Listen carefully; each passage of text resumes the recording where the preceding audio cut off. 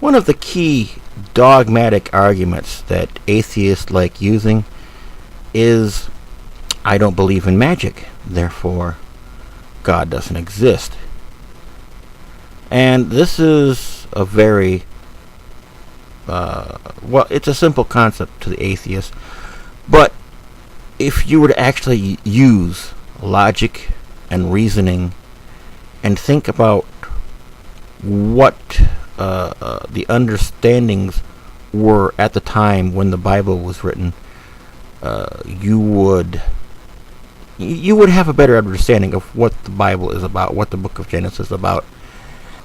A perfect example is, the book of Genesis, I don't believe the book of Genesis. I don't believe in Adam and Eve. But, there was a beginning, obviously, and I really don't know how it started.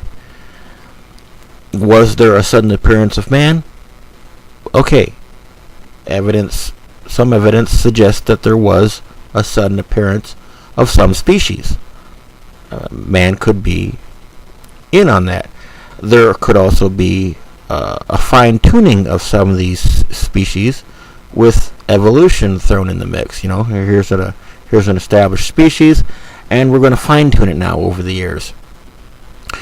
So there's not really an argument for or against if you really think about it. And the writers of the book of Genesis, you just say you take two guys, and they wonder, hey, how'd we get here? And the guy's like, I don't know, but it must have been some piece of work. And if you take a look at what a magician does, you can understand this after I explain it. Now, I don't believe in magic. Neither does any other atheist. That doesn't mean that there are certain properties out there that are beyond our understanding, that are magic-like in appearance. But yet, if we could deeply more understand them better, well, then they'll stop being magic and they'll start being science. You said I had to keep it going up and down. I thought it was part of the magic. Magic, Lena. Magic? I know. There's no such thing as magic. Exactly. To the rational mind, nothing is inexplicable, only unexplained. Here's a perfect example. If you were to take a stick, a small wooden stick, and dip it into a sulfur compound, just the tip of it,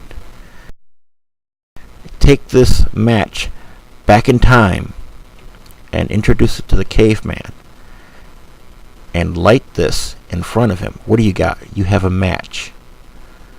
Or even yet, a lighter. Take a lighter and show it to the caveman and light it. What are you to the caveman? You are a very magical person. Look at that.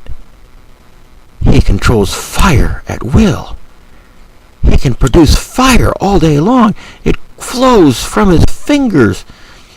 Light a cigarette or a pipe, and you're some special god that can breathe fire in. I mean, to us, this is just a lighter. We have a perfectly good understanding of it. But to the caveman, this is magic. So if we say magic doesn't exist, does that mean the lighter doesn't exist? No. The lighter exists. It's real.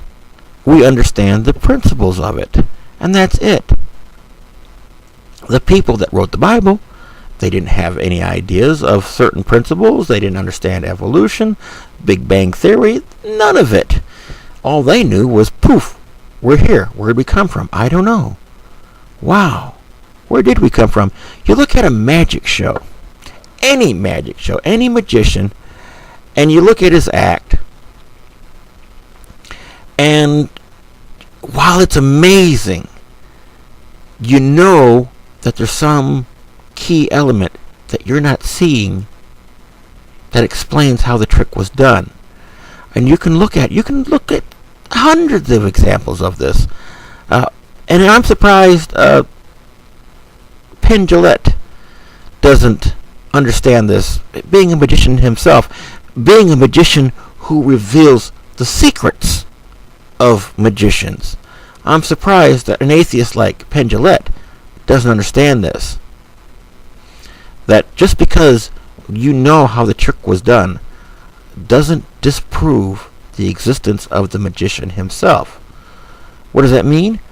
It simply means that, okay, you saw something amazing happening on stage from a magician. You see something amazing happening in life. Poof, here we are. Where do we come from? I don't know. We must have just appeared suddenly. They didn't understand the trick. Okay?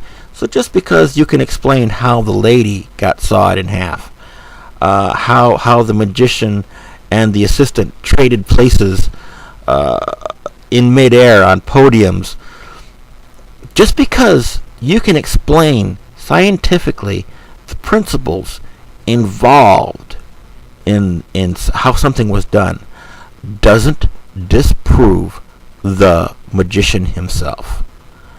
And therefore, this is not a good excuse for saying, well, I don't believe in God because I don't believe in magic. Well, good. I don't believe in magic either. But just because you can explain the real way things happen doesn't explain away the magician. Doesn't explain away the higher power that was possibly involved. It just doesn't happen this way. And I'm surprised that atheists, being so smart, and people like Penn being a magician himself, doesn't pick up on this. Why is that? Is it like what I stated earlier on the previous video, that atheists just accept atheistic arguments and ignore all others? That they're just looking for excuses?